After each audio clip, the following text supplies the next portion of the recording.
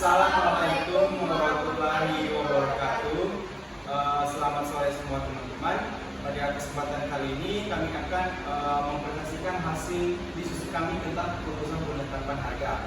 Perkenalkan, kami dari kelompok 1. Pada kesempatan kali ini kami akan mempresentasikan hasil diskusi kami. Perkenalkan, nama saya Agus Kurelaya sebagai moderator, dan perkenalkan rekan kelompok saya. Saya Siti Rizla. Nah, selanjutnya di pembahasan kami kali ini ada beberapa penyampaian. Yang pertama, ada penyampaian pertama dan kedua. Dan langsung saja kepada penyampaian pertama, dipersilakan kepada Siti. Keputusan penetapan harga. Saya akan menjelaskan keputusan penetapan harga adalah proses menentukan harga jual beli barang atau jasa oleh perusahaan tersebut.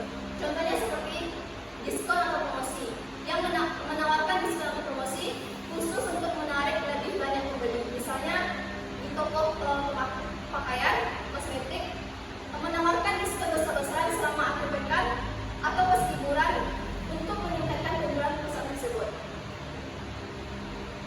Next. Definisi harga.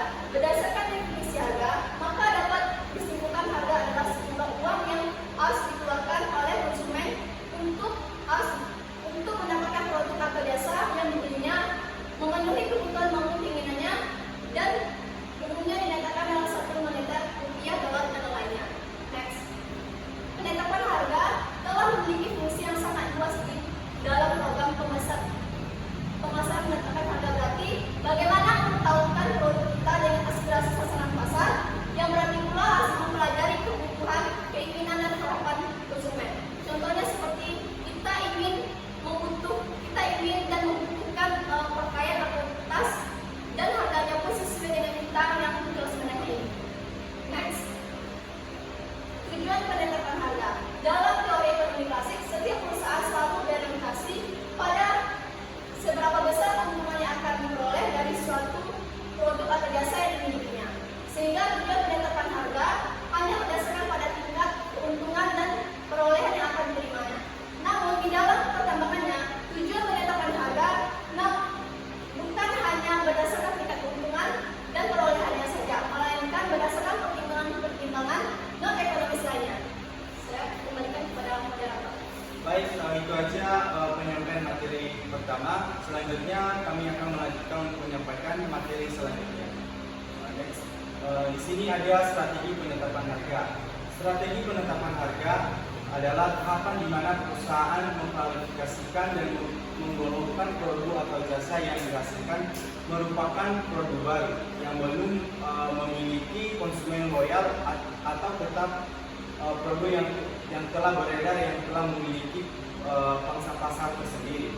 Nah, strategi penetapan harga ini juga berhubungan dengan siklus kehidupan produk, di mana suatu produk memiliki 4 tahapan utama, yakni perkenalan, pertumbuhan, kematangan, dan penurunan.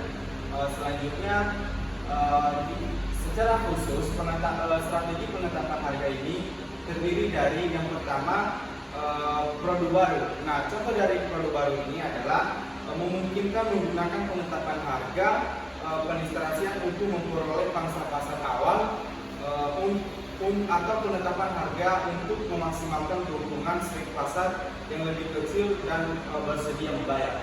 Kemudian produk yang telah beredar.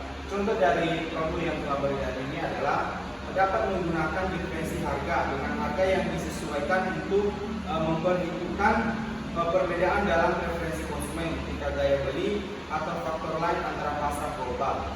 Yang ketiga, tahap pertumbuhan. Nah, di tahap pertumbuhan ini, sebagai contoh dekatnya saja, harga mungkin lebih dinamis dengan strategi seperti penetapan harga mengikuti pasar baru, penetapan harga kompetitif untuk mempertahankan atau meningkatkan pangsa pasar. Kemudian yang terakhir adalah tahap penurunan.